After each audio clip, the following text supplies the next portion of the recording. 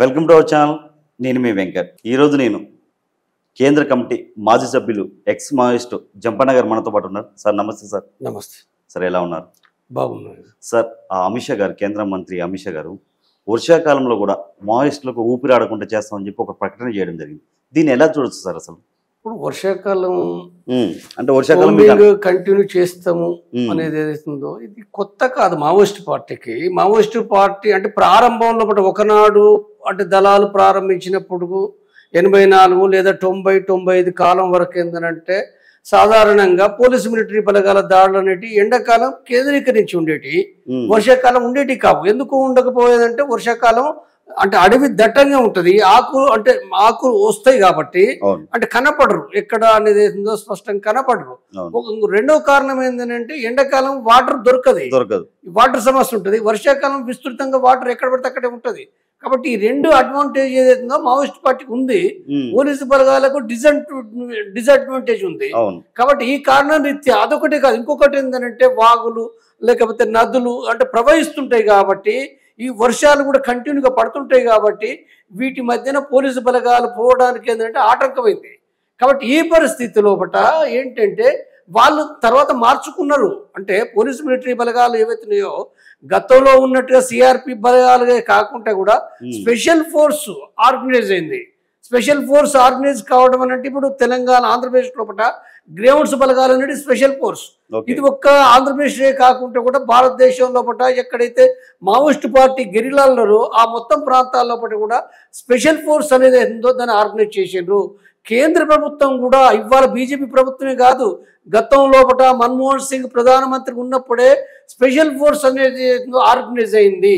ఈ ఆర్గనైజేషన్ ఏదైతుందో అంటే అమెరికా లోపల 1960 తర్వాత వాళ్ళు ఏదైతే వాళ్ళ పాలసీ పేపర్లు ప్రపంచవ్యాప్తంగా గెరిల్లాలను ఎదుర్కోవడానికి ఒకటి ఎల్ఐసి పేపర్ అనేది ఒకటి రాసిండ్రు. ఎల్ఐసి పేపర్ మాత్రమే కాదు, మరొక రకమైనది ఏంటంటే అంటే మన ఉపసాంప్రదాయక యుద్ధము, సబ్ కన్వెన్షనల్ వార్ అనేది కూడా ఒక పేపర్, ఒక పెద్ద డాక్యుమెంట్ తయారు చేశారు. దీని ప్రకారంగా కూడా ఏంటంటే సబ్ కన్వెన్షనల్ వార్ లోపల గెరిల్లాలకు వ్యతిరేకంగా గెరిల్లా వలె పోరాడే విధంగా కూడా పోలీసు మిలిటరీ బలగాలను తయారు చేయాలి, వాళ్ళకి ఆ ట్రైనింగ్ ఇవ్వాలి, వాళ్ళకి ఆయుధ శిక్షణ ఇవ్వాలి, వాళ్ళ యొక్క జీవితం కూడా అంటే ఆ రకంగా అడవిలోకి పోవడానికి, దాడులు చేయడానికి ఆ రకంగా కూడా ఏంటంటే సంసిద్ధం చేయాలి. దాంతో ఏంటంటే ప్రపంచవ్యాప్తంగా చేసిండ్రు. ఇక్కడ కూడా ఏంటంటే భారతదేశంలో 90 తర్వాత మొదలైంది అది. తర్వాత ఇది ఇవాళ దేశవ్యాప్తంగా మావోయిస్టు గెరిల్లాలకు వ్యతిరేకంగా కాలాలతో సంబంధం లేదు, ఎండాకాలం లేదు, వర్షాకాలం లేదు, చలికాలం లేదు, ఈ దాడులు చేసిన ఫలితం కూడా మావోయిస్టులు గత 20-30 సంవత్సరాలుగా కూడా అనేక నష్టాలు పొందినవి కూడా ఉన్నాయి. కాబట్టి వాటి నుంచి కూడా వాళ్ళు లెసన్స్ తీసుకొని వాళ్ళు తగిన పద్ధతులు కూడా వర్షాకాలం దాడి చేస్తారని దాంతో కూడా వాళ్ళు తగిన జాగ్రత్తలు తీసుకొని ఎప్పటి నుంచో కొనసాగుతున్నది కూడా. సార్, ఏదైతే ఇప్పుడు మావోయిస్ట్ పార్టీలో చేరాలంటే ఏమైనా సిద్ధాంతాలు ఉంటాయి వాళ్ళకి సపరేట్గా? మావోయిస్ట్ పార్టీ అంటే మొట్టమొదటగా అది మావోయిస్ట్ పార్టీ కానీ లేదా ఏదైనా దానికి పేర్లో ఒకటి ఏదైనా ఉండని దాంట్లో మొట్టమొదటగా ఉండేదంటే కమ్యూనిస్టు. అంటే ఇప్పుడు మావోయిస్ట్ అంటే ఏంటి? సిపిఐ మావోయిస్టు అంటే మొట్టమొదటగా వచ్చేదంటే Communist Party of India bracket లోపల మావోయిస్టు. మావోయిస్ట్ అనేది ఈ భారతదేశం లోపల ఇలా ఒక్క కమ్యూనిస్ట్ పార్టీ లేదు. ఇప్పుడు అంటే ఒకప్పుడు 60-70 ఉన్నాయి, ఇప్పుడు వచ్చే వరకు ఏంటంటే 20-25 ఉన్నాయి. రకరకాలుగా communist party, CPI, CPM, MCPI, లేకపోతే CPIML, CPIML liberation, CPIML red star, లేకపోతే ఇంకా రకరకాలు ఉన్నాయి. కాబట్టి మావోయిస్ట్ పార్టీ ఉంది. మావోయిస్ట్ పార్టీ అనేది ఏంటో తన ప్రత్యేకతను అంటే ఒక అంటే సమాజంలో పోవడానికి ఒకనాడు సిపిఐఎంఎల్ పీపుల్స్ వార్ ఉండే, సిపిఐఎంఎల్ పీపుల్స్ వార్ ఏదో మావోయిస్ట్ పార్టీగా అది మార్చుకుంది. అంటే వివిధ పార్టీలు దాన్ని కలవడం ద్వారా సిపిఐ మావోయిస్టు. కాబట్టి ఇక్కడ మావోయిస్ట్ అంటే ఈ పార్టీ కమ్యూనిస్ట్ పార్టీని. కమ్యూనిస్ట్ పార్టీ అంటే ఆ కమ్యూనిస్ట్ పార్టీ సరైనది కాదు, నేను మాత్రమే సరైనదనే దాంతో ఏంటంటే ఈ మావోయిస్ట్ పార్టీ అది ఆర్గనైజ్ అయింది. అంటే కమ్యూనిస్ట్ సిద్ధాంతం ఏంటిది అంటే సమాజంలో అసమానతలు ఉన్నాయి, దోపిడి ఉన్నది, అణచివేత ఉంది, భూస్వాముల దోపిడి ఉన్నది, లేదా పెట్టుబడిదారుల దోపిడి ఉంది. కాబట్టి పెట్టుబడిదారుల దోపిడీ లేకుండా సమాజం రావాలన్న దాంతో కమ్యూనిస్ట్ సిద్ధాంతం. కాబట్టి వీళ్ళది కూడా అదే సిద్ధాంతం ఏదైతే ఉందో సమాజ సిద్ధాంతం. కాబట్టి ఇది వాళ్ళ సిద్ధాంతం. అంటే సాయుధ పోరాటం వాళ్ళ సిద్ధాంతం కాదు. సాయుధ పోరాటం అనేది ఏందో అదొక మార్గం. అది అంటే సమాజం తీసుకురావడానికి, ప్రజలను ఐక్యం చేయడానికి ప్రజలను ఐక్యం చేసే సందర్భంగా అంటే ప్రభుత్వ బలగాలైన పోలీసు మిలిటరీ బలగాలు దాడి చేస్తాయి కాబట్టి వాటి నుంచి రక్షణ కోసము తిరిగి ప్రతిదాడి కోసం ఏంటంటే వాళ్ళు సాయుధ పోరాట మార్గాన్ని ఎన్నుకున్నారు వాళ్ళు. ఇప్పుడు ప్రజలు ఎలాంటి వాటికి ఆకర్షితులై మావోయిస్టులో జాయిన్ అవుతారు? ఇప్పుడు ఒకప్పుడు మావోయిస్టులకు జాయిన్ కావడం అంటే ఏంటంటే ఒకనాడు భూస్వామ్య వ్యతిరేక పోరాటాలు ఉండేవి. అంటే భూస్వామ్య యొక్క దోపిడీ, అణచివేత, వివక్షత చాలా గ్రామాల్లో కూడా దోపిడీ ఉన్నది. రాజ్యాంగం ఏమీ పనిచేయలేదు. అటు కోర్టులు తెలివై, చట్టాలు తెలివై, చదువుకున్న వాళ్ళు కూడా లేరు. చదువుకున్న వాళ్ళు లేరంటే కొద్ది మంది, అంటే శూద్రుల్లో అగ్ర కులాలు ఏవైతున్నారో రెడ్డి, కమ్మ, విలమ లేదా బ్రాహ్మణ శూద్రులు కానీ బ్రాహ్మణులు లేదా ఈ కులాల మాత్రమే చదువుకున్నారు. ఇంట్లో కూడా తక్కువనే గ్రామాల్లో బట. కానీ ఇంకా మిగిలిన బీసీలు లేరు, దళితులు లేరు, పేద వర్గాల్లో బట ఏమీ చదువు లేదు. చదువు లేనప్పుడు రాజ్యాంగం గురించి ఎవరు మాట్లాడతారు, ఎవరు ప్రశ్నిస్తారు? అంటే దొర ఆడిందల్ల ఆట, పాడిందల్ల పాట నడిచింది, భూస్వామి పెత్తనం నడిచింది కాబట్టి భూస్వామి అక్కడ రైతులను పీడించి పిప్పి చేసింది కాబట్టి దానికి వ్యతిరేకంగా రైతులు, కూలీలు పోరాడవలసిన పరిస్థితి ఉంది. పోరాటం అంటే ఏ పోరాటం? అది రాజ్యాంగ ప్రకారంగా ఒక పద్ధతులు కాదది. తప్పనిసరిగా తిరుగుబాటు, ప్రశ్నిస్తే చంపేసిండ్రు, కొట్టిండ్రు. కాబట్టి ఇలాంటి పరిస్థితులు కూడా వాళ్ళ బతుకు కోసము తిరుగుబాటు చేశారు. ఆ తిరుగుబాట్లే నక్సల్బరి, ఆ తిరుగుబాట్లే శ్రీకాకుళం, ఆ తిరుగుబాట్లే జగిత్యాల ఉద్యమం, ఆ తిరుగుబాట్లే ఉత్తర తెలంగాణ పోరాటం, ఆ తిరుగుబాట్లే గోదావరిలో పోరాటం. ఇవి దేశవ్యాప్తంగా అనేకమైన నక్సల్బరి పోరాటాలకు కారణమైంది. కాబట్టి ఆనాడు ఏంటంటే మావోయిస్టు పార్టీలకు లేదా నక్సలైట్ పార్టీలకు ఏదైతుందో ఆ పార్టీలకు జాయిన్ అయినరు. ఇది ఒక భూస్వామ్య వ్యవస్థ ఉన్న కాలంలో. అయితే ఇవాళ భూస్వామ్య వ్యవస్థ తగ్గిపోయింది, లేదు. ఇవాళ ప్రధానంగా కొనసాగుతున్నది పెట్టుబడిదారి వ్యవస్థ. కాబట్టి ఇవాళ అంటే ఆ రకంగా ఇవాళ నక్సలైట్ పార్టీలకు పోవడం అనేది కూడా చాలా వరకు తగ్గిపోయింది. అది సార్, ఏదైతే నంబాల కేశవరావు గారు చనిపోవడం, ఎన్కౌంటర్ చేయడం జరిగింది, అందులో మీ పార్టీకి సంబంధించిన వాళ్ళే కొంతమంది కోవట్లు ఉన్నారు, వాళ్ళు లొంగిపోయే సమాచారం ఇవ్వడం వల్లే ఎన్కౌంటర్ జరిగిందంటారు. ఇది ఎంతవరకు వాస్తవం? ఇది నువ్వు మీ పార్టీ అని అంటున్నావు కాబట్టి నేను ఇప్పుడు మావోయిస్ట్ పార్టీ లేను. 2017 డిసెంబర్ లోపల నేను అక్కడ కేంద్ర కమిటీ మెంబర్ గా ఉండి ఆ పార్టీ నుంచి నేను బయటకు వచ్చిన. ఇప్పుడు నేను మాట్లాడుతున్నది ఏందో అంటే ఇప్పుడు నువ్వు మొట్టమొదటిగా ఉదాహరించింది మాజీ మావోయిస్ట్ గా ఉదాహరించినావు. కానీ నేను మాజీ మావోయిస్ట్ ఇప్పుడు అంటే మావోయిస్ట్ పార్టీతో నేను లేను. కానీ గత చరిత్ర చెప్పట దాంట్లో భాగంగా చెప్తున్నా. నేను చెప్పడానికి కారణం ఏంటంటే నేను ఒక కమ్యూనిస్టును. నేను ఎవరు అన్నా అనకున్నా, ఎవరికి ఇష్టం ఉన్నా లేకున్నా నా జీవితం కమ్యూనిస్ట్ జీవితం ఉంది. నేను కమ్యూనిజం కోసం ఏదైతుందో నేను రాస్తున్నా, మాట్లాడుతున్నా. కాబట్టి ఒక కమ్యూనిస్ట్ గా పాత చరిత్ర కూడా నాకు తెలుసు కాబట్టి వివిధ విషయాలను కూడా విశ్లేషణ చేస్తే కాబట్టి అందులో భాగంగా కూడా ఏంటంటే నేను మాట్లాడుతున్నా. అంటే బసవరాజు చనిపోవటానికి మీరు రెండో ఆ ప్రశ్న లోపల బసవరాజు చనిపోవటానికి కారణం ఏమిటి అనుకున్నప్పుడు అక్కడ కారణం అనేది మొట్టమొదటిగా అర్థం చేసుకోవాల్సింది ఇక్కడ ప్రభుత్వాలు, ఏ ప్రభుత్వం కానీ ఇవాళ కొనసాగిస్తున్నది బీజేపీ ప్రభుత్వం. ఛత్తీస్గఢ్ రాష్ట్రంలో బీజేపీ పార్టీ ఉంది, కేంద్రంలో బీజేపీ పార్టీ ఉంది. అయితే మరి బీజేపీ పార్టీ కాకుండా ఇతర పార్టీలు సరిగ్గా ఉన్నాయా? గతంలో కేంద్రంలో కాంగ్రెస్ ప్రభుత్వం పరిపాలించింది. ఒకనాడు జనతా పార్టీ కూడా పరిపాలించింది. జనతా పార్టీ పరిపాలించినప్పుడు కూడా అదే దాడులు ఉన్నాయి. అంటే ఆనాడు ఇంత యుద్ధం లేదు, అంత పార్టీ లేదు.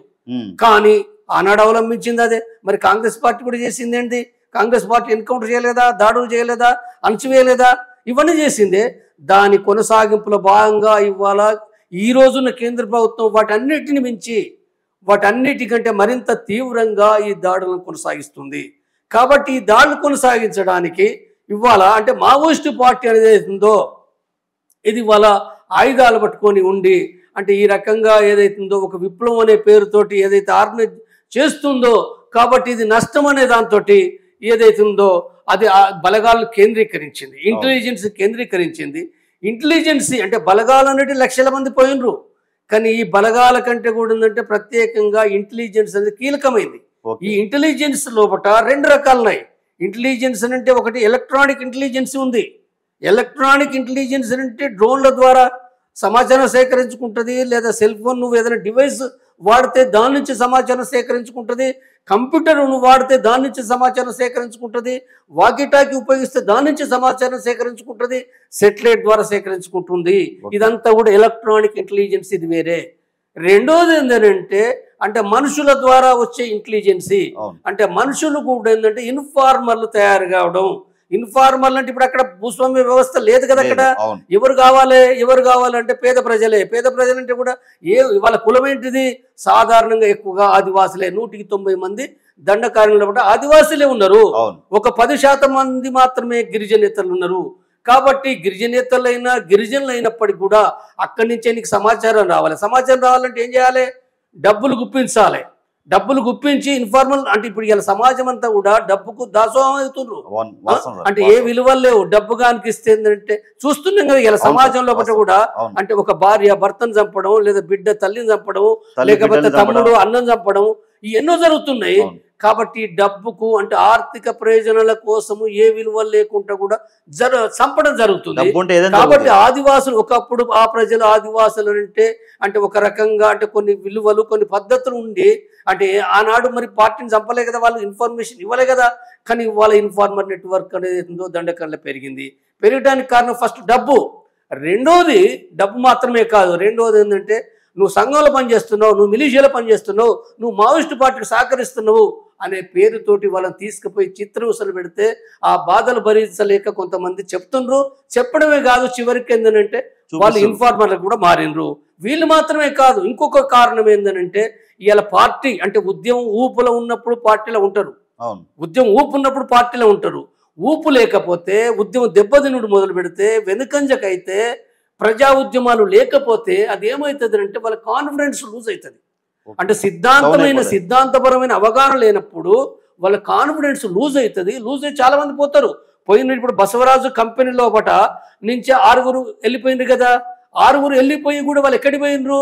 పోలీసుల కాడికే పోయినరు. పోలీసుల కాడ పోకుండా వాళ్ళు బతికేలేదు. ఇంకెక్కడికి పోతారు? అక్కడ ఉన్నది మొత్తం ప్రతి గ్రామంలో 2 గ్రామాలకు పోలీస్ క్యాంప్ ఉన్నది. 100,000 మంది తోటి వాళ్ళు ఆ దండకారిని వదిలి ఎక్కడికి పోతారు? ఎక్కడ బతకాలి? చెప్పక చేయక ఏదో రాష్ట్రానికి పోవాల్సిందే. పోయిన వాళ్ళని కూడా పట్టుకొచ్చి చంపుతుండ్రు. నువ్వు తమిళనాడు పో, ఆంధ్ర పో, పట్టుకొచ్చి చంపేండ్రు. కాబట్టి వాళ్ళ అనివార్యమైన వాళ్ళ బతుకులు ఏంటంటే అంటే వాళ్ళకి అంటే ఏ రకంగానైనా వ్యక్తిగత సమస్యలు వచ్చినా లేకపోతే నమ్మకాలు లేకపోయినా అనారోగ్య సమస్యలు వచ్చినా వాళ్ళు బయటికి వెళ్ళిపోయినప్పుడు ఏమవుతుందంటే వాళ్ళు పోలీసుల చేతబడి తప్పనిసరిగా అనివార్యంగా కూడా ఏంటంటే వాళ్ళు ఇన్ఫార్మర్గా నువ్వు ఇన్ఫర్మేషన్ ఇవ్వలేదని చంపేస్తామంటారు. కాబట్టి ఈ పరిస్థితిలో కొంతమంది కావాలని డబ్బులు కాశపడి ఇన్ఫార్మర్లు అవుతుండ్రు. అట్లా కూడా అయిన వాళ్ళు. కొంతమంది ఏంటంటే భయానికి ఏదో ఒక రకంగా ఏంటంటే భయానికి కూడా ఏంటంటే అట్లా అయిన వాళ్ళు. కాబట్టి ఈ నష్టాలు ఏవైతున్నాయో అంటే అనేక కారణాల రీత్యా కూడా ఇవాళ ఒక బసవరాజు మాత్రమే కాదు, ఇవాళ జరుగుతున్న నష్టాలు కూడా ఈ ఇన్ఫర్మేషన్ అనేది ఉందో గతంలో లేని ఇన్ఫర్మేషను అంటే ఇవాళ పోలీసు బలగాలు ఆధునీకరించబడడం అనేది ఒకటి. కానీ అంతకంటే ముఖ్యంగా కూడా ఏంటంటే ఇంటెలిజెన్స్ అనేది కీలకమైంది. ఇంటెలిజెన్స్ చాలా బలపడ్డది అది. కాబట్టి ఇంటెలిజెన్స్ను ఉపయోగించుకొని ఏంటంటే కేంద్ర ప్రభుత్వం దాడి చేస్తుంది. సార్ ఏదైతే ఇప్పుడు నంబాల కేశవరావు గారిని ఆల్రెడీ పట్టుబడినాక ఎన్కౌంటర్ కావాలని చిత్రహింసలు పెట్టి చంపేశారని చెప్పి ఇది ఒక పుకార్లు ఇస్తుంది సార్, దీన్ని ఎలా చూడొచ్చు? ఈ ఒక్కటి కాదు అంటే ఇది ఒక దుర్మార్గమైంది. పట్టుకున్న తర్వాత అంటే వాస్తవంగా మావోయిస్టు పార్టీ వాళ్ళు యుద్ధం చేసినప్పుడు, వాళ్ళు రైడ్ చేసినప్పుడు, వాళ్ళు అంబుజ్ చేసినప్పుడు మావోయిస్టు పార్టీ గాయపడ్డోళ్ళకు ట్రీట్మెంట్ ఇచ్చింది, వదిలేసింది, తిండి పెట్టింది, నీళ్ళు ఇచ్చింది, వదిలేసింది. ఇంకే జైలు కూడా వేయలే కదా. కాబట్టి అలాంటి 100 ఘటనలు ఉన్నాయి మావోయిస్టు పార్టీ చరిత్రలో. అంటే గాయపడ్డోళ్ళను దొరికిన వాళ్ళను అట్లా చంపరు. కానీ ప్రభుత్వం వాస్తవంగా ఐక్యరాజ్య సమితి కానీ రాజ్యాంగం కానీ చెప్తున్న విధానం వేరు. కానీ దానికి భిన్నంగా చంపడం అనేది అవుతుందో ఒక్కరిని కాదు, ఇద్దరిని కాదు, ఈ ఒక్క సంవత్సరం కాదు. నేను చెప్తున్నా కాంగ్రెస్ పార్టీ అదే చేసింది, బీజేపీ అదే చేస్తుంది. అంటే ప్రభుత్వాలు ఏవైతున్నాయో దొరికిన వాళ్ళు గాయపడితే ఇప్పుడు మన ఉదాహరణకు మనం ఇప్పుడు వీళ్ళు వాస్తవంగా పోలీసు మిలిటరీ బలగాలు దాడి చేసేటప్పుడు బాంబులు వేయడం ఏ పద్ధతి? అది పైనుంచి బాంబులు వేయడం డ్రోన్స్ ద్వారా ఇది కరెక్ట్ కాదు కదా. నువ్వు ఒకవేళ మావోయిస్టును పట్టుకోవాలంటే చట్ట ప్రకారం నువ్వు పట్టుకో, లేకపోతే కొంతవరకు కాల్పులు చేస్తావు. కానీ ఆ తర్వాత మరి వాళ్ళు అంటే కాల్పులు వాళ్ళ సరెండర్ కావాలని చెప్పాలి కదా. దాన్ని సరెండర్ తర్వాత నువ్వు దాడి చేసినప్పుడు అందరూ చనిపోరు కదా, కొంతమంది చనిపోతారు, కొంతమంది అయితే గాయపడి ఆడ ఉంటారు కదా. మరి వాళ్ళని పట్టుకొని ఏంటంటే నువ్వు జైలు వేయొచ్చు కదా, నువ్వు జైలు వేయొచ్చు, ట్రీట్మెంట్ చేసి జైలు వేయొచ్చు కూడా. నువ్వు ఎందుకు చేయవా పని? అంటే కంటిన్యూగా ఎక్కడ కూడా దొరుకుతుండ్రా? ఏదంటే లేరు. ఇప్పుడే కాదు, ఈ సంవత్సరే కాదు, 10 సంవత్సరాల లిస్ట్ది ఎక్కడ దొరుకుతుండ్రు? కాబట్టి ఏంటంటే అందరినీ చంపడమే అనే నీతి ఏదైతుందో ఆ నీతి ప్రకారంగా ఇప్పుడు బసవరాజు దొరికిండు అనేది మావోయిస్టు పార్టీ స్టేట్మెంట్ ఇచ్చారు. అందరు చనిపోయిండ్రు, అంటే బసవరాజు మాత్రం అంటే తను దొరికిండు, తన దగ్గర ఆయుధాలు లేవు, తను దొరికిండు అని చెప్పిండ్రు. అంటే మావోయిస్ట్ పార్టీ ఇచ్చింది, మనం ఎవరైనా చూడలే. కానీ అంటే ఈ ఒక్కదంటే కదా అనేకమైన ఆరోపణలు ప్రభుత్వం పైన వస్తున్నాయి, పోలీసుల పైన వస్తున్నాయి. వాళ్ళు దొరికిండ్రు, పట్టుకుని చంపుతుండేది. అంటే ఇప్పుడు దీనికి ఇది ఎందుకు బలపడుతున్నాయి అని అంటే నువ్వు ఎక్కడ కూడా మరి గాయపడ్డాలను కూడా ట్రీట్మెంట్ చేస్తలేవు కదా, కాబట్టి ఇది బలపడుతున్నాయి నీ పైన, కాబట్టి ఇది తప్పుడు పద్ధతి. అది సార్ ఏదైతే ఇప్పుడు మావోయిస్టులు పోలీసులకు పట్టుబడినప్పుడు చాలా చిత్రహింసలు పెట్టి చంపేస్తారంట సార్, ఇది నిజమేనా? ఎందుకంటే మీరు ఆల్రెడీ ఉద్యమం నుంచి వచ్చారు కాబట్టి అడుగుతున్నాను నేను. మావోయిస్టు పార్టీ ఎప్పుడు చిత్రహింసలు పెట్టి ఎవరిని చంపాలి కాదు సార్, పోలీసు వాళ్ళకి దొరికినప్పుడు, మావోయిస్టులని పోలీసు వాళ్ళకి దొరికినప్పుడు, పోలీసులకు దొరికినప్పుడు అదే నేను ఇప్పటిదాకా చెప్పింది అదే కదా. పోలీసులకు దొరికినప్పుడు చిత్రహింసలు పెడతారు. వాస్తవంగా పోలీసులు చిత్రహింసలు పెడతారనే కంటే కూడా పోలీసుల పైన అధికారులు, అది ప్రభుత్వ విధానం, అది ప్రభుత్వ విధానంలో భాగమే తప్ప అంటే సాధారణ పోలీసులను వాళ్ళను నేరస్తులు చేయడం కాదు. వాళ్ళ డ్యూటీల భాగంగా అధికారులు చేయమన్నట్టు చేయవలసింది వాళ్ళకి, ఇంకా అంతకంటే ఏం లేదు అది. కాబట్టి అంటే ఇక్కడ పోలీసులు అనే మాటల్లో భాగంగా మనం మాట్లాడుకోవాల్సిందంటే ప్రభుత్వ విధానం అది. అంటే హింసించడం ద్వారా ఏంటిది అంటే కొన్ని రహస్యాలు వస్తాయి. వాస్తవానికి వెంటనే చంపేయడం కాదు, వెంటనే చంపేయకుండా అంటే ఆ హింసించడం ద్వారా అంటే వాళ్ళు కొన్ని విషయాలు చెప్తారు కాబట్టి, అంటే ఎవరెవరు చెప్తారు కాబట్టి దానికోసం ఏంటంటే వాళ్ళు చిత్రహింసలు పెడుతుంటారు. సార్ ఇప్పుడు మొన్న చనిపోయిన వాళ్ళని బాడీలు కూడా కనీసం వాళ్ళ ఫ్యామిలీ వారికి చివరి చూపు చూసుకునే అవకాశం ఇవ్వలే, ప్రభుత్వమే అంత్యక్రియలు చేయడం జరిగింది. దీన్ని ఎలా చూడొచ్చు సార్? మరి ఇది మానవత్వానికి వ్యతిరేకమైంది, రాజ్యాంగానికి వ్యతిరేకమైంది. కనీసం ఏ మత బోధన ప్రకారం కూడా ఇది సరైనది కాదు. హిందూ మతం కూడా ఏంటంటే ఆ రకంగా అది ఉండదు. అది అంటే కనీసం ఏంటంటే మనిషి ఎలాంటి వాడైనప్పటికీ అతను తప్పు చేసిండా ఒప్పు చేసిండా అనే సంబంధం లేకుండా కూడా సమాజంలో ప్రపంచం అంతా కూడా ఆ చనిపోయినప్పుడు ఆ శవం కాడికి వచ్చేసి ఏంటంటే అందరూ చూడడం అనేది జరుగుతుంది. అది కాబట్టి ఇంత ఇదిగా చేయడం అనేది ఆంధ్రప్రదేశ్ లోపల 2 తెలుగు రాష్ట్రాల్లో కూడా చాలా తీవ్రమైన వ్యతిరేకత వచ్చింది. 2 రాష్ట్రాలే కాదు ఇతర రాష్ట్రాల్లో కూడా వ్యతిరేకత వచ్చింది. ఈ వ్యతిరేకత వచ్చిన ఫలితంగా ఆ తర్వాత తిరిగి అంటే నంబాల కేశవరావు చనిపోయినప్పుడు వ్యతిరేకత వస్తే ఆ తర్వాత తిరిగి సుధాకర్ చనిపోయినప్పుడు వెంటనే కొంత లేటుగా కొంత ఆలస్యం చేసి సుధాకర్ శవాన్ని కూడా ఏంటంటే తర్వాత ఇచ్చిండ్రు. సుధాకర్ శవం కదా, ఆ తర్వాత గాజల రవి శవాన్ని కూడా ఇచ్చిండ్రు. ఇది అంటే ప్రజలు తీవ్రంగా నిరసన తెలిపింది కాబట్టి ఏంటంటే ఇది జరిగింది. సార్ ఏదైతే ఇప్పుడు ఆపరేషన్ కగార్ అనేది ఉందో ఇప్పటికే దగ్గర వందల మంది మావోయిస్టులు చనిపోవడం జరిగింది. కానీ కేంద్రం ఇప్పటికీ ఎందుకు చర్చలకి రావట్లేదు ముందుకి? కేంద్ర ప్రభుత్వం చర్చలు రాకపోవడం అనేది ఉందో అది చాలా ప్రజలందరూ కూడా దాన్ని వ్యతిరేకిస్తున్నారు, నిరసిస్తున్నారు. వాస్తవంగా అంటే ఆల్రెడీ ఎప్పటి నుంచో ప్రజాస్వామికవాదులు శాంతి చర్చల కమిటీ పదే విజ్ఞప్తి చేసింది, కాల్పులు విరమించండి, శాంతి చర్చలు చేయండి. కానీ ఎవరు చనిపోవద్దు, మావోయిస్టులు చనిపోవద్దు, పోలీసులు చనిపోవద్దు, ప్రజలు చనిపోవద్దు అనే విషయం చెప్పింది.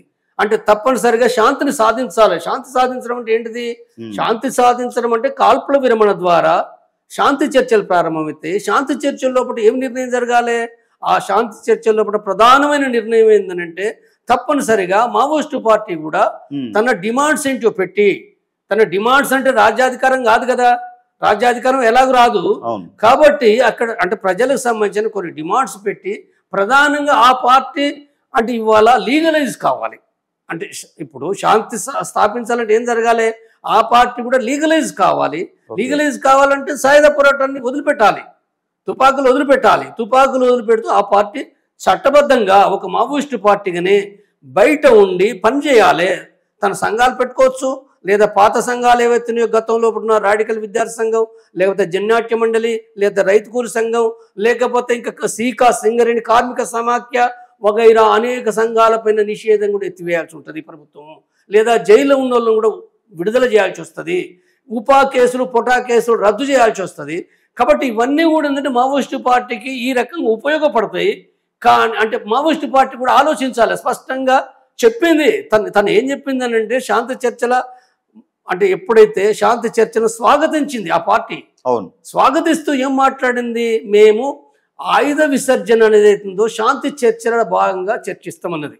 అంటే సూటిగా చెప్పలేదు, సాయుధ పోరాట విరమణ అనే విషయాన్ని సూటిగా చెప్పకుండా ఆయుధ విసర్జన మేము శాంతి చర్చలు కనుక స్టార్ట్ అయితే ఆ ఎజెండాల భాగంగా మేము మాట్లాడతామన్నారు.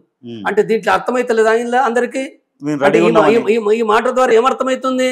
మేము చర్చలకు రెడీగా ఉన్నాము అని అర్థం. చర్చలకు రెడీగా ఉన్నాము, సాయుధ పోరాటాన్ని కూడా ఆ చర్చలో భాగంగా తేల్చేస్తే మేము విరమిస్తామనే ఇండికేషన్ ఇచ్చింది కదా. ఇండికేషన్ ఇచ్చింది, క్లియర్ ఇండికేషన్ ఉంది. ఎవరికైనా కొద్దిగా ఆలోచిస్తే అర్థమయ్యే విషయమే. అర్థం కానోడు ఎవడు లేడు. అర్థం కావటం లేదంటే వాళ్ళు ఇంకెక్కడ ఏదో ఉన్నాయి వాళ్ళ ప్రయోజనాలు. ఇది ఒక్కటే కాదు, ఇంకొక రెండోది. నేను ఈ సందర్భం కూడా తర్వాత కూడా నేను అదే సందర్భం ఏప్రిల్ 27వ తారీఖు నేను ఒక ఇంటర్వ్యూలో చాలా స్పష్టంగా మాట్లాడినా.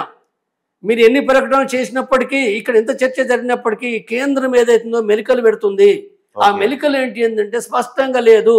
మావోయిస్టు పార్టీ ప్రకటన స్పష్టంగా లేదు. అంటే అంటే నాటకం ఆడుతుండ్రు వాళ్ళు, నాటకం ఆడుతుండ్రు వాళ్ళు. 1990 లాగా లేదా 2004 లాగా నాటకం ఆడుతుండ్రు. శాంతి చర్చలు అంటారు, మళ్ళీ ఆయుధాలు తయారు చేసుకుంటారు, మళ్ళీ మీటింగ్లు పెడతారు, మళ్ళీ రిక్రూట్ చేసుకుంటారు, మళ్ళీ డబ్బులు వసూలు చేసుకుంటారు. కాబట్టి ఇప్పుడు మళ్ళీ పెద్ద పెరగడానికి, పార్టీని ఇంకా బలపరుచుకోవడానికి వాళ్ళు ఈ నాటకాలు ఆడుతుండ్రని చెప్పి కేంద్ర ప్రభుత్వం, బీజేపీ నాయకులు లేదా వేరు అధికారులు మాట్లాడారు. ఇది మాట్లాడితే నేను చెప్పిన ఇది కరెక్ట్ కాదని చెప్పిన నేను. ఇప్పుడున్న పరిస్థితి వేరే. ఆయుధ విసర్జన అనేది ఉందో వాళ్ళు ఇలా ఈ చర్చిస్తామని అన్నప్పుడు క్లియర్ ఇండికేషన్ ఉంది. ఈ క్లియర్ ఇండికేషన్ ఉన్నప్పుడు మీరు పిలిచి కూడా మాట్లాడి తేల్చేయవచ్చని చెప్పిన నేను. రెండో ఒక వంక మావోయిస్టు పార్టీ కూడా నేను విజ్ఞప్తి చేసినాం, మీరు ఈ రకంగా చెప్పే కంటే కూడా మరింత స్పష్టంగా చెప్పండి. మీరు మాట్లాడిన అర్థం అదే, సూటిగా లేదు కానీ అర్థం అదే. కాబట్టి ఇప్పటికే కూడా ఏంటంటే మీరు సాయుధ పోరాట విరమణ ప్రకటించండి. భారతదేశంలో పుట్ట మీరు మరింత అర్థం చేసుకోవటం నేను చెప్పే విషయం ఏంటంటే సాయుధ పోరాట పరిస్థితులు ఇవ్వు. సాయుధ పోరాటానికి అనుకూలంగా భారతదేశంలో పుట్ట లక్షలాది ఎర్ర సైన్యం ఏర్పడే పరిస్థితి లేదు. లక్షలాది కాదు కదా, మీరు చనిపోతుంటే మీ పార్టీని భర్తీ చేసుకునే పరిస్థితి కూడా లేదు. అది లేకపోవడానికి కారణం గతంలో పుట్ట ఒకనాడు మీరే భూస్వామ్య వ్యతిరేక పోరాటాలు చేసిండ్రు. ఆ పోరాటాలు కూడా ఇవాళ లేవు, దేశంలో ఎక్కడ లేవు. మీరే కాదు ఎవరు చేయటం లేదు. ఇవాళ పెట్టుబడిదారి వర్గానికి వ్యతిరేకంగా జరిపే పోరాటం అనేది ఉంది. పెట్టుబడిదారి వర్గానికి వ్యతిరేక పోరాటం అనంటే ప్రజలు తుపాకులు పట్టుకుని చేసేది కాదది. తప్పనిసరిగా రైతులు, కార్మికులు, లేకపోతే చిన్న ఉద్యోగస్తులు వీళ్ళు ఎక్కడ పోరాడాలి?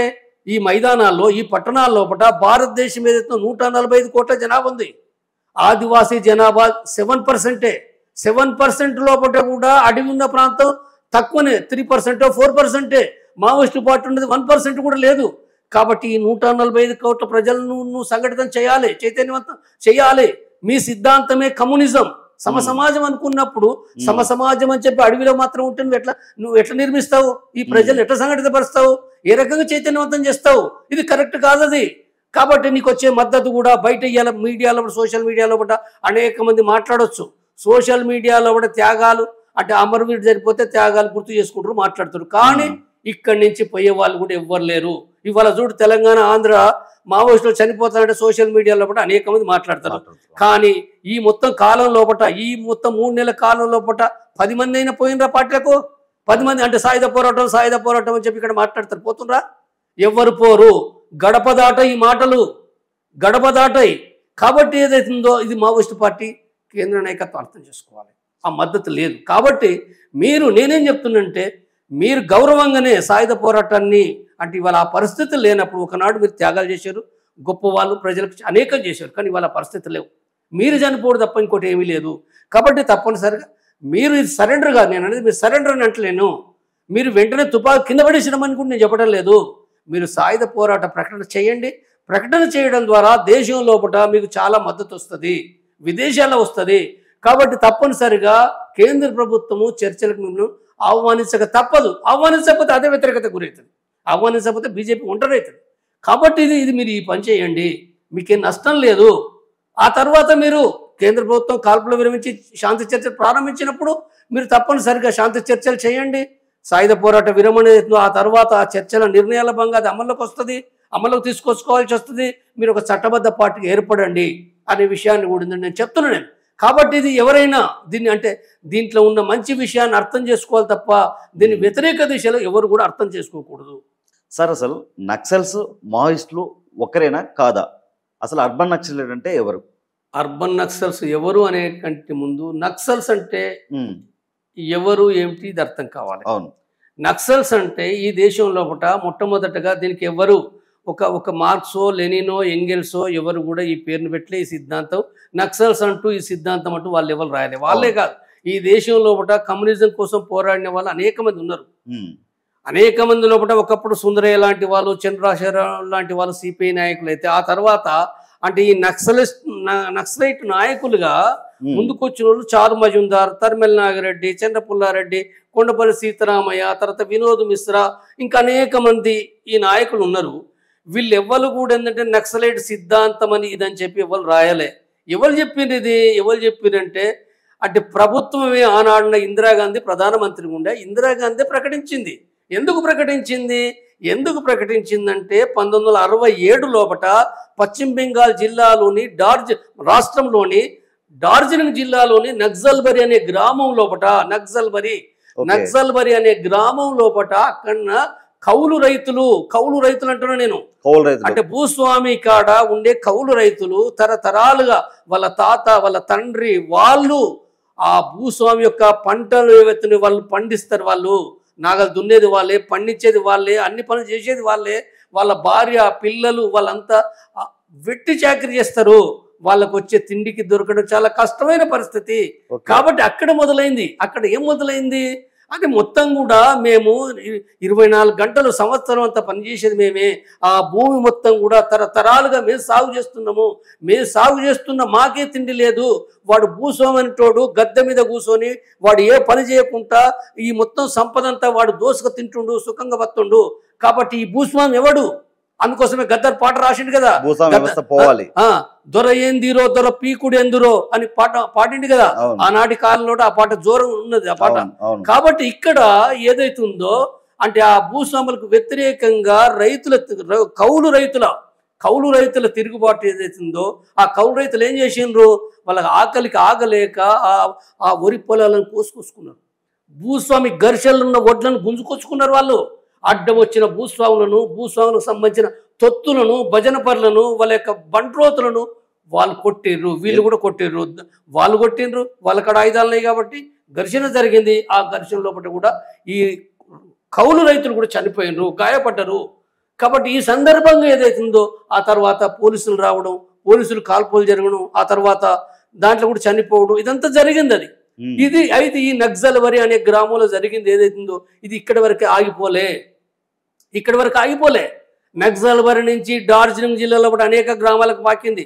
ఒక డార్జిలింగ్ జిల్లా కాదు, పశ్చిమ బెంగాల్లో పాకింది, ఆంధ్రప్రదేశ్ పాకింది, తర్వాత అనేక రాష్ట్రాలకు కూడా తెలంగాణలో ఎక్కువ ఉన్నాయంట కదా సార్. ఇది తెలంగాణలో కూడా శ్రీకాకుళం నుంచి ఉత్తర తెలంగాణ నుంచి అనేక మందికి పాకింది. ఈ పాకడం అనేది అవుతుందో, విస్తరించడం అనేది అవుతుందో ఇది దేశవ్యాప్తంగా అంటే అప్పటి వరకు కూడా ఏంటంటే అంటే తెలంగాణ సాయుధ పోరాటం కమ్యూనిస్ట్ పార్టీ నాయకత్వం కింద 1951లో విరమణ చేసిన తర్వాత సిపిఐ పార్టీ వర్గ పోరాటాలు చేయలేదు. భూస్వాములకు వ్యతిరేకంగా బలమైన వర్గ పోరాటం చేయలేదు. ఆ తర్వాత సిపిఐ నుంచి సిపిఎం ఏర్పడింది. సిపిఎం ఏర్పడితే కూడా సిపిఎం కూడా చేయలేదు. చేయకపోగా అది అధికారంలోకి వచ్చింది. బెంగాల్లో అధికారంలో వచ్చి కూడా ఏంటంటే భూస్వాములకు వ్యతిరేకంగా అది ఏమి చేయలేదు. ఈ చెయ్యని పరిస్థితి లోపల ఆ సిపిఎంలో ఉన్న నాయకులే చారుమహేందర్ సిపిఎంలో ఉన్నాడు, తర్మెల్ నాగిరెడ్డి సిపిఎంలో ఉన్నాడు, పుల్లారెడ్డి సిపిఎంలో ఉన్నాడు, లేకపోతే దేవులపల్లి వెంకటేశ్వరరావు ఉన్నాడు, వినోద్ మిశ్రా ఉన్నాడు, సరోజ్ దత్తా ఉన్నారు, ఇంకా అనేక మంది కమ్యూనిస్టు కేంద్ర కమిటీ మెంబర్సు, రాష్ట్ర కమిటీ మెంబర్సు, జిల్లా కమిటీ మెంబర్సు వీళ్ళందరూ కూడా అప్పటికే రగులుకొని వీళ్ళ మనసు లోపల ఉంది. సిపిఐ అట్లా చేసింది, సిపిఎం ఇట్లా చేసింది, కాబట్టి దీని పరిష్కారం ఏంటిది, ఏ రకంగా చేయాలని చెప్పి వాళ్ళు ఏం చేసిందంటే అప్పటికేంద్ర చైనా లోపల విప్లవం వచ్చింది కదా 1949 లోపల మావో నాయకత్వం కింద విప్లవం వచ్చింది. కాబట్టి వీళ్ళేం అర్థం చేసుకున్నారంటే మనం కూడా మావో లాగా చైనా లాగా మనం ఇక్కడ విప్లవం చేయాలంటే ఏం చేయాలి? మనం కూడా మొట్టమొదటి నుంచి అంటే చైనా లోపల ప్రపంచం లోపల ఎక్కడ లేని అంటే మొదటి నుంచి తుపాకులు పట్టింది ఎక్కడంటే ఓన్లీ చైనాలో మాత్రమే, రష్యాలో జరగలే, లేకపోతే ఇంకొకటి జరగలే. కానీ ఇక్కడ చైనా లోపల మొదటి నుంచి కూడా ఏంటంటే ఆయుధాలు పట్టుకొని పోరాడాలనేది అంటే చైనా నిర్దిష్ట పరిస్థితి లోపల చైనా లోపల కరుడు కట్టిన భూస్వామ్య ఊటాలున్నాయి. భూస్వాముల కాడ వాళ్ళు తుపాకులు పట్టుకొని వాళ్ళ గుండాలు 100,000 మంది ఉన్నారు. ఒక్కొక్క భూస్వామి దగ్గర 1000 మంది ఉన్నారు, భూస్వామ్య ప్రభువులు వాళ్ళు. కాబట్టి అలాంటి పరిస్థితుల్లో అక్కడ పార్లమెంటు లేదు, చట్టాలు లేవు, రాజ్యాంగం లేదు, పేపర్ లేదు, మీడియా లేదు, ఏమీ లేదు. కాబట్టి అలాంటి పరిస్థితుల్లో ఆ రైతులు తుపాకులు పట్టుకున్నారు, వేలు లక్షలాది మంది కదిలిరు. కాబట్టి వీళ్ళు ఏం చేసిండ్రు, మనం కూడా అది చేయాలని చెప్పి మనం కూడా తుపాకులు పట్టాలి అని చెప్పి మొదలుపెట్టారు. అయితే తుపాకులు పట్టాలని మొదలు పెడితే ప్రజలందరూ తుపాకులు పట్టలే. ప్రజలందరూ తుపాకులు పడితే మరి ఎర్ర సైన్యం ఏది? కానీ వాళ్ళు ఏం చేసిందంటే, కౌలు రైతులు ఏం చేసిందంటే ఆ భూస్వాములపైకి పోయినరు. లేదా కొంతమంది పార్టీ నాయకులు అంటే ఎంఎల్ పార్టీ, అంటే పార్టీ 1969లో ఏర్పడింది. సిపిఎం నుంచి బయటకు వచ్చిన వాళ్ళు 1969 చారు మహేందర్ నాయకత్వం కింద సిపిఐఎంఎల్ అనే ఒక పార్టీ ఏర్పడింది. అయితే ఈ పార్టీ ఏం చేసింది, భూస్వాములకు వ్యతిరేక పోరాటం పేరుతోటి పోరాడింది నిజమే, కానీ భూస్వాములను కూడా ఎక్కడ పడితే అక్కడ ఉందంటే వర్గశత్రు నిర్మూలన పేరుతో కూడా చంపేయడం జరిగింది. అంటే చంపడం ద్వారా ఇంక ఎర్ర సైన్యం పెద్దగా ఎద్దని కూడా అనుకుంది, చాలా పెద్దగా పెరుగుతుందని అనుకుంది, కానీ అట్లా జరగలే. కాబట్టి ఏదైనప్పటికీ ఆనాడు అంటే ఎవరు ప్రశ్నించినా, ఎవరు భూస్వామి వ్యతిరేక పోరాటం చేసినా, ఎవరు తుపాకీ పట్టినా వీళ్ళంతా నక్సలైట్లు అని చెప్పి ఇందిరాగాంధీ చెప్పింది దేశవ్యాప్తంగా ప్రచారమైంది. నక్సలైట్లు అంటే ఏంటిది, ఒక రకంగా సమాజంలో ప్రజానీకం లోపట అరే వీళ్ళు గొప్పోళ్ళు, మా కోసం వచ్చారు, ఎవడు చేస్తలేడు, ఏ కమ్యూనిస్ట్ పార్టీ చేస్తలేరు. ఇప్పటికీ ఇది ఉంటది పల్లెటూర్లల్లా, ప్రజలకు ఏదైనా అన్యాయం జరిగితే అన్నలు వస్తారు, మా తరఫున ఫైట్ చేస్తారు, పోరాడతారు అనే భావన ఉండేది. కానీ ఇప్పుడు అది లేదు ప్రజలు. అయితే ఇది ఆ తర్వాత అన్నలనే పేరు తర్వాత వచ్చింది అనుకో. ఇప్పుడు నక్సలైట్లు పోయి తర్వాత అన్నలు అనేది 1980లో వచ్చింది. 80 లోపట 80 75 తర్వాత అన్నలని వచ్చింది. కాబట్టి ఇది ఏదైతే ఉందో అంటే మీడియా ప్రభుత్వాలు కల్పించిన పేరు నక్సలైట్లు. దీనికి సిద్ధాంతం నక్సలిజం అంటే ఇట్లాంటిది ఏమి రాతపూతల లోపట ఏమీ లేదు. ఇది భూస్వామ్య వ్యతిరేక పోరాటం లోపట ఇది వచ్చిన ఇదే తప్ప మరొకటి కాదు, ఇది విషయం. కాబట్టి ఇవాళ ఆ నక్సలైట్ల సిద్ధాంతం ప్రకారంగా వాస్తవంగా దాని పుట్టుక లోపల ఏదైతుందో దాని ప్రకారం పనిచేసే వాళ్ళు ఎవరు లేరు. ఇవాళ ఎంఎల్ పార్టీ పేరుతో చాలా మంది ఉన్నప్పటికీ వాళ్ళు ఎవరు కూడా సాయుధ పోరాటం చేయటం లేదు, భూస్వామ్య వ్యతిరేక పోరాటం చేయటం లేదు, వాళ్ళు ఎవరు కూడా. మీరు గమనించండి, ఎవరు లేదు. తర్వాత అయితే మావోయిస్టు పార్టీ ఒకనాడు భూస్వామ్య వ్యతిరేక పోరాటం చేసింది. అయితే ఇప్పుడు భూస్వామ్య వ్యతిరేక పోరాటాలు కూడా దానికి చేద్దామన్నట్టు అవి కూడా లేవు. కాబట్టి వాళ్ళ పరిస్థితి ఏంటంటే అది సాయుధ పోరాటం చేస్తుంది ఇప్పటికీ. అంటే ఆయుధాలు కలిగి ఉండి ప్లాటూన్ కంపెనీ అంటే ఒక సైన్య నిర్మాణానికి దానికి అది అది అది చేసుకుంటుంది. కానీ అది కూడా ఏంటంటే ఈ మధ్య కాలంలో దెబ్బతింటుంది. ఇప్పటికి వెంటనే దెబ్బతినేది పూర్తిగా లేకుండా పోదు, కానీ అది కొనసాగిస్తుంది. కాబట్టి ఈ ప్రకారం ఒకవేళ నక్సలైట్లు అంటే వాళ్ళే నక్సలైట్లు అవుతారు అన్నదలుచుకుంటే. కానీ యాక్చువల్గా చెప్పాలంటే వాళ్ళు మావోయిస్టు పార్టీ. వాళ్ళు ఎక్కడ మేము నక్సలైట్లు అని చెప్పి రాసుకోరు, వాళ్ళు మావోయిస్టు పార్టీగా వాళ్ళు పెట్టుకున్నారు. మావోయిస్టు పార్టీ అంటే వాళ్ళు మాత్రమే తప్ప ఇంక ఈ దేశంలో బట్టి ఇంకెవరు కాదు, వాళ్ళే మావోయిస్టు పార్టీ. మావోయిస్టు పార్టీ అంటే ఆఖరికి సీతక్కను కూడా మావోయిస్ట్ అంటారు. ఆమె మావోయిస్టు పార్టీగా సీతక్క ఎన్నడూ లేదు, పీపుల్స్ వాళ్ళ లేదు, ఆ పార్టీలో ఎన్నడూ లేదు. ఆమె పార్టీ వేరే. కాబట్టి ఎవరిని పడితే వాళ్ళనే మావోయిస్టులు అని చెప్పడం అనేది అవుతుందో మీడియా ఇష్టం ఉన్నట్టుగా మాట్లాడుతుంది, అది తప్పది. కాబట్టి మావోయిస్టు వేరే, నక్సలైట్స్ వేరే. నీ ప్రశ్న అర్బన్ నక్సల్స్ ఉంది. అర్బన్ నక్సల్స్ అనే పదం ఇప్పుడు ఒకనాడు ఇందిరాగాంధీ పెట్టినట్టుగా ఇప్పుడు ప్రధానమంత్రి మోడీ పెట్టాడు. అర్బన్ నక్సలైట్స్ హోంశాఖ మంత్రి అమిత్ షా పెడుతుండు, వీళ్ళిద్దరే పెడుతున్నారు, ఇంకెవరు పెడతలే అర్బన్ నక్సల్స్ అని. అంటే మీడియా కూడా పెద్దగా ఇప్పుడు గతంలో అన్నట్టుగా అంటలేరు, ఎవరో కొద్ది మంది అంటే అనొచ్చు. కానీ అర్బన్ నక్సల్స్ అన్నట్టు ఎవరు అర్బన్ నక్సల్స్? అర్బన్ నక్సల్స్ అంటే ప్రశ్నించినోడు అర్బన్ నక్సల్ అవుతాడా? అసలు అర్బన్ నక్సల్ ఏంటిది అది? కాబట్టి ఇది అంటే కోర్టు లోపల, సుప్రీంకోర్టు లోపల కూడా ఈ కేసు చర్చకు వచ్చినప్పుడు అక్కడ జడ్జి ప్రశ్నించండి ఏంటిది అర్బన్ నక్సల్స్. ప్రభుత్వ తరఫున ప్లీడర్ ఎవరైతే అడిగితే ఆ ప్లీడర్ జవాబు చెప్పలేదు, అంటే ఆయనకే తెలియదు. కాబట్టి జవాబు ఏం చెప్తాడు? అర్బన్ నక్సల్ అంటే ఇది తప్పుడు ఆరోపణ.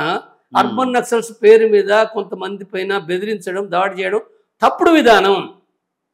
ప్రశ్నించే వాళ్ళు ఉండాలంటే అందరూ ప్రశ్నిస్తారు కదా. ప్రశ్నించిన వాడల్లా అర్బన్ నక్సల్ అనేది ఏం ముద్ర వేయడం ఏంటిది? ఇది అసలు ప్రశ్నించేవాడిని అర్బన్ నక్సలైట్ అంటారా? వాళ్ళు అంటుండ్రు, సమాజం ఎవరంటుండ్రు? సమాజం అనటం లేదు కదా, ప్రభుత్వం అంటుంది. ప్రభుత్వం చేతిలో కూడా వ్యవస్థలు ఉన్నాయి కాబట్టి పదే అంటే కుక్కను పిచ్చి కుక్క అని చెప్పి చంపాలి కదా. పదే పిచ్చి కుక్క అంటే అది దాన్ని చంపిన తర్వాత పిచ్చి కుక్క అయిపోతుంది కదా. అట్లా కదా ప్రచారం, ఇట్లా చేసిన ప్రచారం కదా. కాబట్టి తప్పుడు ప్రచారం ఇది. ఓకే సార్, ఇప్పుడు ఏదైతే మావోయిస్టులు సాయుధ పోరాటం అసలు ఏ సంవత్సరంలో స్టార్ట్ అయింది అసలు ఇది ఉద్యమం? సాయుధ పోరాటం అనేది నేను ముందుగా చెప్పింది భారతదేశంలో ఒకనాడు కమ్యూనిస్టుల నాయకత్వం కింద తెలంగాణ సాయుధ పోరాటం 1951లో విరమించి, తర్వాత ఇక్కడ సిపిఐఎంఎల్ చార్ మహేందర్ నాయకత్వం కింద అక్కడ సాయుధ పోరాటం ప్రారంభమైంది. అంటే ఒక రకంగా చెప్పాలంటే 67 లోపట అంటే ఆ భూస్వామ్య వ్యతిరేక తిరుగుబాటుతోటే అంటే తిరుగుబాటు అనేది ఏందో అంటే అక్కడ ఇచ్చిన నినాదాలు కూడా ఏవైతున్నాయో సాయుధ పోరాటం నినాదాలు ఇచ్చారు కాబట్టి అంటే దళాలు ఏర్పడినప్పటికీ అది ప్రారంభమైన కిందనే లెక్క. అయితే ఆ తర్వాత స్పష్టంగా 1969 లోపట వాళ్ళొక విధాన ప్రకటనలాగా ప్రకటించారు. ఆ ప్రకటనలో భాగంగా కూడా ఆ తర్వాత శ్రీకాకుళం లోపట ఇతర ప్రాంతాల లోపల కూడా వాళ్ళు దళాలు నిర్మించిండ్రు. దళాలు కూడా స్వయంగా నిర్మించిండ్రు. సరే ఆ తర్వాత దెబ్బతిన్నాయి. ఆ తర్వాత వివిధ సాయుధ దళాలు వేర్వేరు పార్టీల కింద నక్సలైట్ల కింద ఆర్గనైజ్ అయినాయి. ప్రత్యేకించి పీపుల్స్ వారు 1975 నుంచి కూడా కొండపల్లి సీతారామయ్య దాని నాయకుడు. పీపుల్స్ వార్ అంటే సిపిఎం ఐఎంఎల్ నుంచి ప్రత్యేక ఒక గ్రూప్కు నాయకుడుగా కొండపల్లి సీతారామయ్య నాయకుడు. కాబట్టి కొండపల్లి సీతారామయ్య నాయకత్వం కింద 75 నుంచి అనేక కృషి జరపడం జరిగింది. అయితే సక్సెస్ కాలే. దళాలు దెబ్బతినడం తర్వాత పోకపోవడం ఇవన్నీ జరిగి 1980లో మాత్రమే సక్సెస్ అయింది పీపుల్స్ వార్ పార్టీ. 1980 లోపట దండకారణ్యం అంటే ఇప్పుడు బసవరాజు కూడా ఒకనాడు తూర్పుగోదావరి విశాఖపట్నం ప్రాంతం ఒక డివిజన్ అయితే ఆ డివిజన్ల భాగంగా ఒక దళం పోయింది. బసవరాజు నంబల కేశవరావు కూడా 1980లో ఇంజనీరింగ్ చదివి అక్కడికి పోయిండు. బస్తరు అనేది ఒక జిల్లా, మొత్తంగా 4 జిల్లాలు కలిపి ఒకటే జిల్లా కాబట్టి ఆ జిల్లాలో కూడా ఒక దళం పోయింది. ఆదిలాబాద్ జిల్లాకు ఒక దళం పోయింది అన్నాడు. తర్వాత గడిచిరోలి మహారాష్ట్రలో ఉన్న గడిచిరోలికి ఒక దళం పోయింది. తర్వాత మహదేవ్పూర్ ఏటూ నగరం ఏదిందో అంటే ఈ ప్రాంతంలో కూడా ఒక దళం పోయింది అన్నాడు. అంటే ఆనాడు 5 దళాలు పోయినాయి. అట్లా పీపుల్స్ వార్ నాయకత్వం కింద అంటే సాయుధ పోరాటానికి కావాల్సిన ఒక దళాల నిర్మాణం ప్రారంభమైంది. ఇది ఆనాడు జరిగిన చరిత్ర. సరే ఏదైతే ఇప్పుడు చైనాలో స్టార్ట్ అయింది అన్నారు కమ్యూనిజం, మరి అక్కడ కూడా ఇలాగే అవకతవకలు ఉన్నాయా? లేదు, కమ్యూనిజం చైనాలో స్టార్ట్ కాలేదు. కమ్యూనిజం స్టార్ట్ అయింది ఏదైతే ఉందో 1848 మార్క్స్ ఎంగెల్స్ కమ్యూనిస్ట్ ప్రణాళిక రాశారు. కమ్యూనిజం ఎట్లుంటది, దానికోసం ఎట్లా పోరాడాలి, ఏమిటి, కమ్యూనిజానికంటే ముందున్న దశ ఏంటిది, కమ్యూనిజానికంటే ముందు చేరుకోవాలంటే సోషలిజము తప్పనిసరిగా సోషలిజం కోసం పోరాడాలి. కమ్యూనిజం సోషలిజం రెండొకటే కాదు. అంటే సోషలిజం విజయవంతం చేయడం ద్వారా కమ్యూనిజం పోగలుగుతాము. కాబట్టి సోషలిజం కోసం పోరాడడానికి ఆనాడు వాళ్ళు అనేకమైన సిద్ధాంతాలు రాశారు. ఆ సిద్ధాంతాలను అర్థం చేసుకొని ప్రపంచవ్యాప్తంగా అంటే అది జర్మనీలో, ఫ్రాన్స్లో, బ్రిటన్లో, అమెరికా లోపట ఆనాడు యూరప్ ఖండం లోపట కమ్యూనిజం కోసం సంఘర్షణ, పార్టీల యొక్క నిర్మాణం అనేది అక్కడ ఆరంభమైంది. 1848 తర్వాత నుంచి కూడా ఇవి ఆరంభమైంది. దాని యొక్క మొదటి విజయంలో భాగంగా ఫారిస్ కమ్యూన్ 1872 లోపట అక్కడ ఫారిస్ కమ్యూన్ అనే విప్లవం కమ్యూనిస్టు నాయకత్వం కింద విప్లవం విజయవంతమైంది. మొదటి విప్లవం విజయవంతమైంది అక్కడ. ఆ తర్వాత తిరిగి రష్యాలో 1917 అక్టోబర్ విప్లవం లెనిన్ నాయకత్వం కింద కూడా అక్కడ విప్లవం విజయవంతమైంది. ఆ తర్వాత 1949లో చైనా లోపట ఇక్కడ విప్లవం విజయవంతమైంది. ఇవే కాదు, దేశం లోపట ఒక 12 దేశాల లోపట కూడా కమ్యూనిస్టు విప్లవాలు విజయవంతమైనవి. తూర్పు జర్మన్ లోపట, లేకపోతే బల్గేరియా, లేకపోతే పోలాండు, అంటే క్యూబా, లేకపోతే వియత్నాము, కంపుచియా అంటే వగైరా అనేక 12 దేశాల లోపల కూడా విజయవంతమైంది అది. కాబట్టి ఇప్పుడు ఏవైతున్నాయో ఇప్పుడు ఎక్కడ కూడా కమ్యూనిస్టు పార్టీ పేరు మీద ప్రభుత్వాలు ఉన్నాయి, కానీ నిజమైన కమ్యూనిస్టు రాజ్యాలు అనేటి ప్రపంచంలో ఎక్కడ లేవు. సార్ మావోయిస్టులకు మరొక ఎదురు దెబ్బ తగిలింది అనుకోవచ్చా? ఎందుకంటే 4 అరెస్ట్ అయ్యారు. నలుగురు మావోయిస్టులు అరెస్ట్ అవ్వడం జరిగింది. ఒక పక్క ఎన్కౌంటర్ జరుగుతున్నాయి, ఓ పక్క లొంగుబాట్లు. మరి ఇది పార్టీకి నష్టమే అనుకోవచ్చా? నష్టం అనేది ఏందో నష్టమే. కేంద్ర సెక్రటరీ నష్టపోయింది కదా. కేంద్ర కమిటీ మెంబర్లు కూడా దాదాపు ఈ కాలం లోపట గత 4 నెలల కాలం లోపట అంటే మొట్టమొదటిగా చలపతి అలియాస్ రామచంద్రరెడ్డి ఒరిస్సా బార్డర్ లోపల చనిపోయిండు. తర్వాత నెక్స్ట్ బసవరాజు కేంద్ర కమిటీ సెక్రటరీ రెండవ అతను.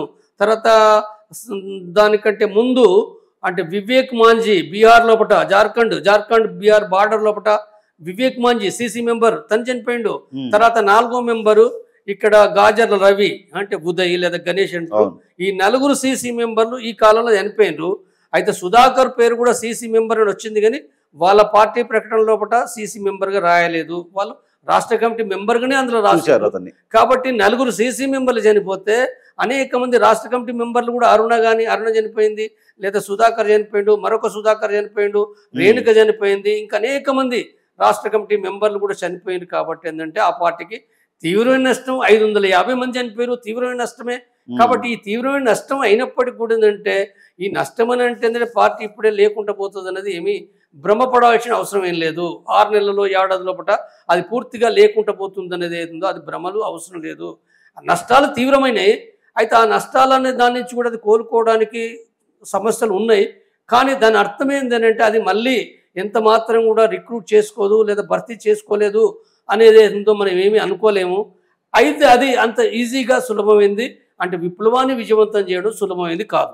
ఏదైతే కేంద్రం ఏదైతే ఉందో ఈ ఆపరేషన్ కంగారును ఆపాలని చెప్పి ఇక్కడ అధికార పార్టీ కాంగ్రెస్, అలాగే ప్రతిపక్ష పార్టీ బీఆర్ఎస్, అలాగే కొన్ని వామపక్షాలు పార్టీలు సపోర్ట్ చేస్తున్నాయి. ఎందుకు మరి కేంద్రం వినట్లేదు?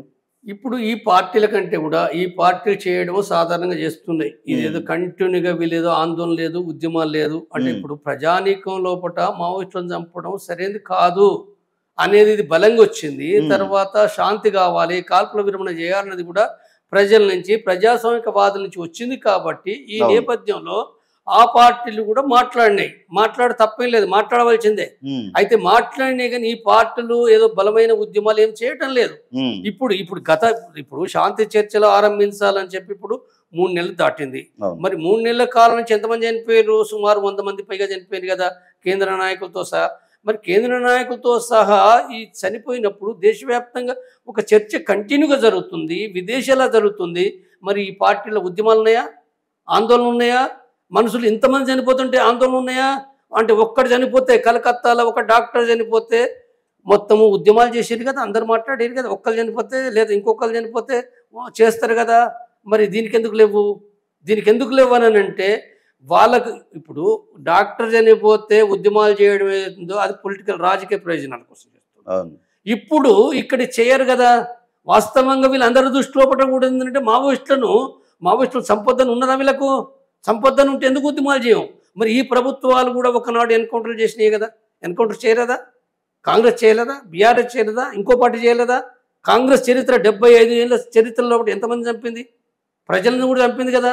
కాబట్టి ఏదైతుందో వీళ్ళు గట్టిగా వీళ్ళు అనరు. విచిత్రం ఏంటంటే ఇక్కడ మనకు తెలంగాణలో కాంగ్రెస్ నాయకులు కొంతమంది అంటే ఎన్కౌంటర్ల ద్వారా పరిష్కారం కాదని మాట్లాడతారు. కానీ విచిత్రంగా ఛత్తీస్గఢ్ లోపల నిన్నగాక మొన్న ఆయన సచిన్ పైలట్ కాంగ్రెస్ నాయకుడే కదా, ఆయన ఛత్తీస్గఢ్కి వచ్చి అమిత్ షా ఏదైతే మాట్లాడిండో దానికి మద్దతుగా మేము హింసను వ్యతిరేకిస్తాము అని చెప్పి, తర్వాత మావోయిస్టులు చేయడాన్ని కంట్రోల్ చేయాలి, ఆ హింసను కంట్రోల్ చేయాలి అని చెప్పి అమిత్ షాకు మద్దతుగానే మాట్లాడిన అమిత్ షాకు మద్దతే మాట్లాడిన ఆయన ఎన్కౌంటర్ని ఖండించలే కదా. మరి ఆయన ఏఐసిసి నాయకుడు అంటే ఒక్కొక్క కాడ పరిస్థితులు, స్థలకాల పరిస్థితులను బట్టి ఆ డైలాగులు వలిస్తారు. ఒకనాడు తెలుగుదేశం ఎన్టీ రామారావు సైతం కూడా నక్సలైట్ దేశభక్తులు అన్నాడు. ఎన్నికలు గెలిచిన తర్వాత చంపాడు. సార్ ఇప్పుడు ఈ టాపిక్ వచ్చింది కాబట్టి మరి ఇదే మావోయిస్టులు చంద్రబాబు గారి మీద దాడి చేశారు కదా, మరి దాన్ని ఎలా చూడొచ్చు? ఇప్పుడు దాడి చేయడం అని ఏంటంటే వాళ్ళ విధానం. ఇప్పుడు నేను మాట్లాడుతుందంటే నేను మళ్ళీ దృష్టిలో పెట్టుకోవాల్సిందంటే నేను వాళ్ళ విధానాన్ని అన్ని సపోర్ట్ చేస్తున్నాను కాదు. కాబట్టి వాళ్ళ విధానంలో భాగంగా వాళ్ళను, ఆ పార్టీ నాయకులను, ఆ పార్టీ సభ్యులను లేదా ప్రజలు చంపుతున్నప్పుడు దానికి వ్యతిరేకంగా వాళ్ళు రాజకీయ నాయకులు అంటే ఏ పార్టీ అయితే అధికారంలో ఉండి లేకపోతే ఎవరైతే అంటే ఆ విధానానికి ఎన్కౌంటర్లకు మద్దతు చేస్తూ అణచివేతకు మద్దతు చేసే నాయకులు ఉంటారో వాళ్ళు చంపడానికి వాళ్ళు టార్గెట్ చేస్తారు. వాళ్ళు ఆ టార్గెట్లో భాగంగా చంద్రబాబుకు అంటే ఆంబుష్ చేయడానికి అలిపిరిలో వాళ్ళు ప్లాన్ చేసుకున్నారు వాళ్ళు. కాబట్టి ఇది ప్లాన్ చేసుకున్నారు కాబట్టి అక్కడ మిస్ అయింది, కాలేదు, అది చనిపోలేదు. కాబట్టి ఇలాంటివి కూడా దేశంలో కొన్ని ఎవరైతే అంటే అక్కడ కొంతమంది చంపినవి ఉన్నాయి, కొన్ని మిస్ అయినవి ఉన్నాయి. కాబట్టి ఏవైతున్నాయో వాళ్ళ టార్గెట్ల భాగంగానే చంపుతుండ్రు వాళ్ళు. అట్లని చెప్పి తెలుగుదేశం నాయకులందరినీ వాళ్ళు చంపలేదు, లేకపోతే కాంగ్రెస్ నాయకులను చంపలేదు, లేదా బీజేపీ నాయకులందరినీ కూడా వాళ్ళని చంపలేదు. కాబట్టి వాళ్ళ టార్గెట్ల భాగంగా వాళ్ళు చంపినరు. కాబట్టి ఇది ఏదైతుందో ఇప్పుడు ఇక్కడ నేను చెప్పేది ఏంటంటే ఇప్పుడు శాంతి చర్చల కమిటీ నాయకునిగా నేను ఒక వ్యవస్థాపక నాయకుడిని. నేను అంటే 7 నెలల కాలం నుంచి గత నవంబర్ అప్పటి నుంచి కూడా అనేక ఛానల్ లోపల నేను ఇంటర్వ్యూలు ఇస్తూ సోషల్ మీడియాలో కంటిన్యూగా రాస్తూ తర్వాత శాంతి చర్చలు చేయాలి, కాల్పుల విరమణ చేయాలని చెప్పి దానికి సంబంధించిన అంటే మొట్టమొదటిగా ఏకైకంగా నేను చెప్తున్నది ఏంటంటే ఏకైకంగానే నేను చెప్తున్నది ఏకైకంగా నేను అక్కడ దాన్ని ఆ వర్క్ని కొనసాగించిన. ఆ తర్వాత శాంతి చర్చల కమిటీని ప్రకటించింది నేనే, దాని చైర్మన్ ప్రకటించింది నేనే స్వయంగా వ్యక్తిగతంగా ప్రకటించిన నేను. కాబట్టి ఈ క్రమంలో జరిగింది అది. కాబట్టి నేను మొదటి నుంచి నేనేం చెప్తున్నానంటే 7 నెలల కాంచి నేను చెప్తున్నది కూడా దానికి సాయుధ పోరాట పరిస్థితులు లేవనే విషయం చెప్తున్నది నేనే, ధైర్యంగా అప్పటి నుంచి చెప్తున్నది. లేవు, ఆ అనుకూల పరిస్థితులు లేవు, కాబట్టి అది మార్చుకోవాలని చెప్తున్నా. రెండవ వంక శాంతి కావాలి. శాంతి కావాలంటే ఎట్లా నన్ను కొంతమంది అడిగారు. కొంతమంది ఏమడిగిన అంటే కమ్యూనిస్టులే, ఇలా వాళ్ళ పేర్లు ఎందుకు కానీ అనేక మంది కమ్యూనిస్టు లేకపోతే నిజంగా వాళ్ళ క్షేమాన్ని కోరే వాళ్ళు మావోయిస్టులు చనిపోతుండ్రు కదా, ఎట్లా వాళ్ళు లొంగిపోవచ్చు కదా అన్నారు. నాతోటి అడిగారు లొంగిపోవచ్చు కదా అంటే లొంగిపోవడం జరగని పని, అది జరగది. వ్యక్తులు లొంగిపోవచ్చు, వ్యక్తులు లొంగిపోతారు, కానీ యాజ్ ఏ పార్టీ నాకు తెలిసిన వరకు ప్రపంచంలో ఎక్కడ కూడా ఒక కమ్యూనిస్ట్ పార్టీ లొంగిపోదు, అది జరగది. కాబట్టి అది మార్గం ఏముండనంటే చర్చలు జరపాలి. చర్చలు జరపడం ద్వారా ఆ రకంగా వాళ్ళకు కూడా ఏంటంటే వాళ్ళు అర్థం చేసుకుని వాళ్ళ మార్గాన్ని మార్చుకునే అవకాశం వాళ్ళకు ఉంటుంది. ప్రభుత్వం కూడా అక్కడ ఆమోదించవలసి వస్తుంది. అంటే రాజ్యాంగం కూడా ఇది ఆమోదించే విషయమే, చర్చలు జరపడం రాజ్యాంగం ఆమోదించే విషయమే. కాబట్టి కేంద్ర ప్రభుత్వానికి నష్టం లేదు, మావోయిస్టు పార్టీకి నష్టం లేదు.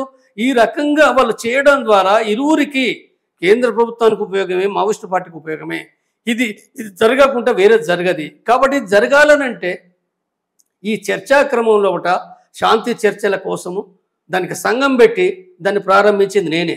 ఆ పార్టీ నుంచి నేను బయటకు వచ్చినప్పటికీ, ఆ పార్టీ లైన్ను విభేదిస్తూ ఉన్నప్పటికీ, వాళ్ళు ఎవరేమన్నప్పటికి కూడా ఏంటంటే శాంతి చర్చలు కొనసాగించాలని దాంతో స్పష్టంగా చెప్పింది. ఇది కొనసాగించేటప్పుడు దీంట్లో మావోయిస్టు పార్టీ లేదు, వాళ్ళకి ఎలాంటి సంబంధం కూడా లేదు, ప్రభుత్వానికి ఎలాంటి సంబంధం లేదు. ఇది ఒక వ్యక్తిగతంగా స్టార్ట్ అయ్యి కొంతమంది దీన్ని అర్థం చేసుకునే వాళ్ళతోటి ఆర్గనైజ్ చేసి పెట్టిన సంస్థ. ఇది పెట్టడానికి కూడా అనేక రకాల కూడా అనేక మంది మేధావుల దగ్గర తిరిగి చాలామంది కొంతమంది తిరస్కరించరు, నీరసించరు, ఇది జరగది, ఇప్పుడు చంపుతుండ్రు, దీన్ని ఏమాపుతాం, తర్వాత ఇది పెట్టిన వెంటనే అర్బన్ నక్సల్స్ అంటారు, తర్వాత దీనికి మావోయిస్ట్ పార్టీ సపోర్ట్ లేదు కదా. కాబట్టి ఇవన్నీ అనేకమైన ప్రశ్నలు లేవనెత్తారు. అయినప్పుడు కూడా వాళ్ళతో చర్చించి ఆర్గనైజ్ చేసుకుంటూ క్రమంగా ఆ మీటింగ్ పెట్టడం అనేది జరిగింది. ఈ మీటింగ్ పెట్టిన తదుపరి మావోయిస్టు పార్టీ చాలా తొందరగా విత్ ఇన్ వీక్ డేస్ లోపల కూడా ఏంటంటే అది స్వాగతించింది. దీన్ని ఈ ప్రోగ్రామ్ను స్వాగతించి మేము చర్చలకు సిద్ధం, మేము కాల్పుల విరమణకు సిద్ధము అనే విషయాన్ని కూడా చాలా స్పష్టంగా ప్రకటించిన వాళ్ళు. కాబట్టి ఇది ఏదైతుందో ఇవాళ ఇప్పుడు చెప్తున్నది ఏదైతుందో, ఇప్పుడు ఇక్కడ ఎవ్వరూ చంపుకోవడం అనేది కూడా ఏదైతుందో గతంలో జరిగినాయి. నేను ఇప్పుడు ఈ చర్చలన్నీ ఇప్పుడు చంద్రబాబుకు మందు పాత్ర పెట్టారు, లేదా ఇంకొకటి పెట్టారు, లేదా మావోయిస్టులను కూడా చంపారు, చాలా మంది చంపారు కదా. ఇవన్నీ బయటేసుకోవడం ఉపయోగం లేదు. లేదా పోలీసులు వాళ్ళు చంపారు, పోలీసులు వీళ్ళని చంపారు. కాబట్టి ఇవన్నీ ఈ చర్చలన్నీ ముందటేసుకొని తర్వాత ఈ యుద్ధం అంతా కొనసాగాలనుకోవడం సరైనది కాదు ఇది. కాబట్టి తప్పనిసరిగా ఎవరు చనిపోవద్దు, మావోయిస్టులు చనిపోవద్దు, పోలీసులు చనిపోవద్దు, ప్రజలు చనిపోవద్దు. తప్పనిసరిగా కాల్పుల విరమణ ప్రకటించాలి, శాంతి చర్చలు ఆరంభించాలి, కేంద్రం చొరవ చేయాలి, మావోయిస్టు పార్టీ ఇంకా మరింత స్పష్టంగా ఆల్రెడీ అది జనజీవన స్రవంతి లోపలికి వస్తామనే విషయాన్ని కూడా అపై మావోయిస్టు పార్టీ కేంద్ర కమిటీ మెంబర్ నెల రోజుల క్రితం ప్రకటించాడు, నెల దాటిపోయింది. కాబట్టి ఇప్పుడు ఇప్పటికైనా మావోయిస్టు పార్టీ ప్రకటించాలి, కేంద్ర ప్రభుత్వం ప్రకటించాలి. ఎవరు ముందు ఎవరు వెనుక ఏంటనే కంటే కూడా తప్పనిసరిగా ఇది చెయ్యాలి. తద్వారా మాత్రమే ఈ మరణాలు ఆగుతాయి తప్ప లేకపోతే రోజువారీగా మళ్ళీ ఏఎస్పీని కూడా వాళ్ళు కూడా చంపారు కదా, ఇన్ఫార్మర్లను కూడా చంపారు కదా, మళ్ళీ మావోయిస్టులను కూడా ఇవాళ న్యూస్ లోపల కూడా నారాయణపూర్ జిల్లాలో ఛత్తీస్గఢ్లో మావోయిస్టులను కూడా చంపినట్టు కూడా ఇవాళ వార్తలు కూడా వస్తున్నాయి. కాబట్టి ఏవైతున్నాయో వీటికి ఇది ఒక హింసా వలయము, ఇది తగ్గది. కాబట్టి ఏదైతే ఇది బంద్ కావాలి, శాంతి కావాలన్నది నేను మరొకసారి మీ ఛానల్ ఇంటర్వ్యూ సందర్భంగా నేను మాట్లాడుతున్నాను. Thank you so much sir, చాలా విషయాలు చెప్పారు.